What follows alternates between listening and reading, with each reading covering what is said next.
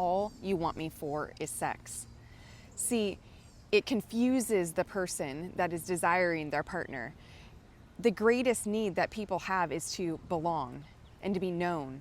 And so they're sharing an intimate part with you, their most vulnerable part with you, saying, hey, I want to connect with you physically. And not only is it straight rejection, it's almost making them wrong for having that desire to connect with you. So it sends this mixed message that, hey, I want you to be faithful to me, but I'm not going to meet your need, and I'm going to make you wrong when you have the need. And so is there a willingness for you to see it in a different way? So do they actually only desire you for sex? Is that even true?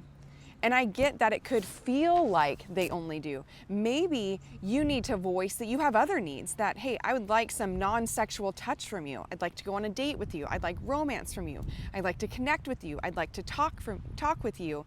And if you're not expressing that, you could begin to get resentful and see it from the eyes that, all they want you for is that, if you're not connecting in other ways. And so could you ask for what you need more? And then, secondly, can you not make them wrong? One of you guys might have stronger drives. That's normal in a marriage and normal in a relationship. And how do you navigate those drives without making the other person wrong for having it?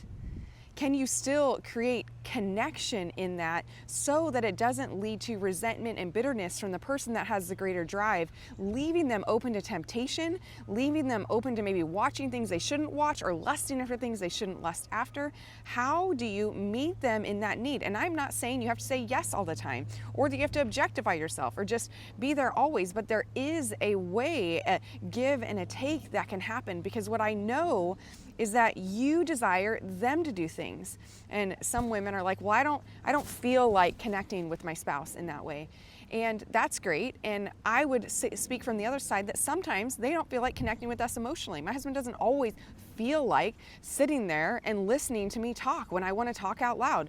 He's had a busy day and he chooses to lean in and do it anyways. And so are you willing to begin to lean into some of your spouse's needs, desires, and wants in a greater way, rather than just taking the stance that, well, I don't feel like doing it, so I'm not going to do it? Are you sacrificial in your relationship, or is it more out of this place of selfishness?